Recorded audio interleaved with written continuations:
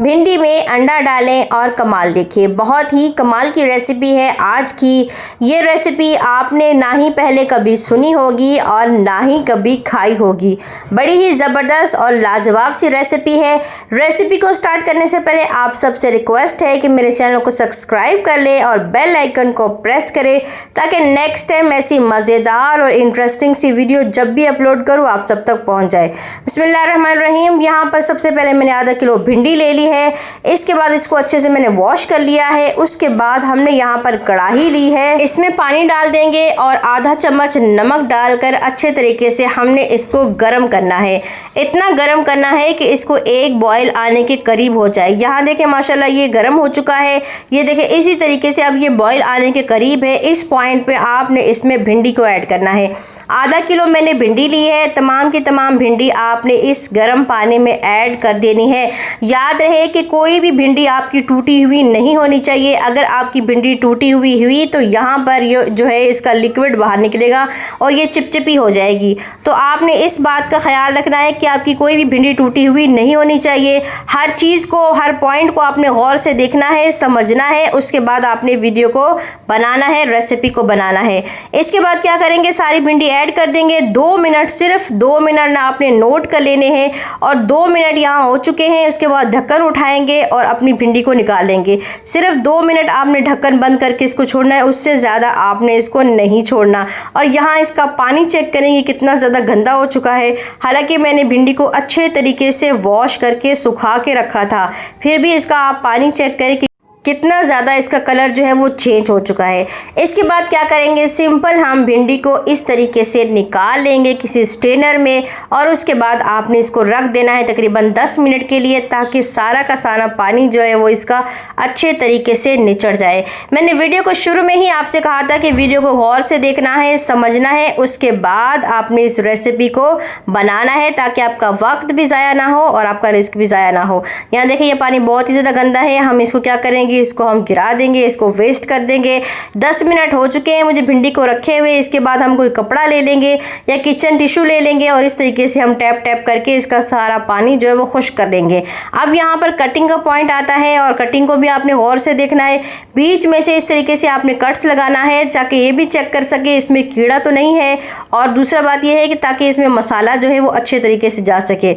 इसी तरीके से आपने तमाम भिंडियाँ कट कर लेनी है। यहाँ देखिए मैंने सारी भिंडियाँ कट कर ली हैं। इसके बाद टमाटर को कटना है। कैसे काटना है ये भी आपने गौर से देखना है। सबसे पहले आपने इस तरीके से टमाटर को काट लेना है और बीच में से आपने सारा का सारा जो इसका पल्प है वो आपने बाहर निकाल देना है।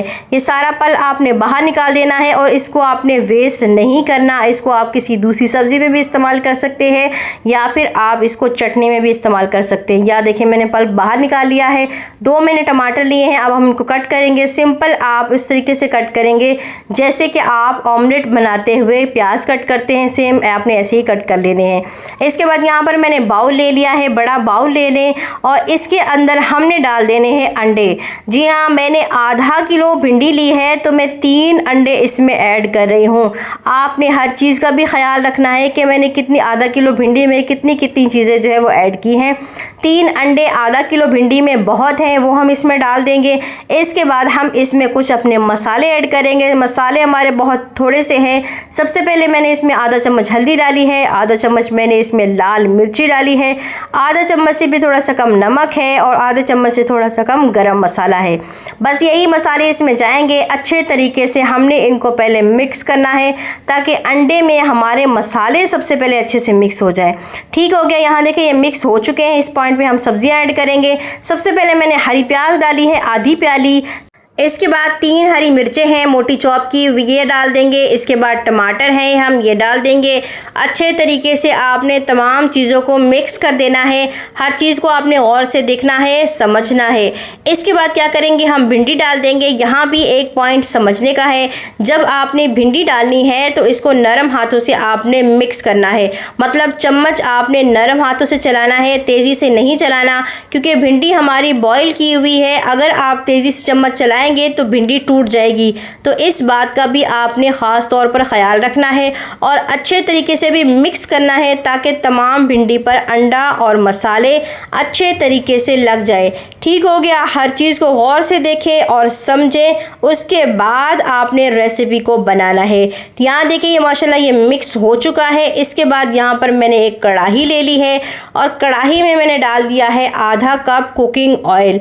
आधा कप हमने इसमें कुकिंग ऑयल डाल देना है। इसके बाद मैंने आधा चम्मच सफ़ेद ज़ीरा ले लिया है, ये हम इसमें ऐड कर देंगे। इसके बाद आधा चम्मच मैंने सूखा धनिया लिया है और 2 चुटकी कलौंजी ली है।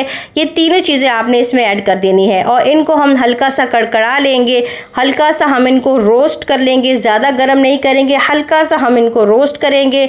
इसके बाद जो हमने मसाला रेडी करके रखा है भिंडी का, वो तमाम का तमाम मसाला आपने इसमें ऐड कर देना है इस तरीके से। बिस्मिल्लाहिर्रहमानिर्रहीम। ये सारा मसाला आप इसमें ऐड कर दें।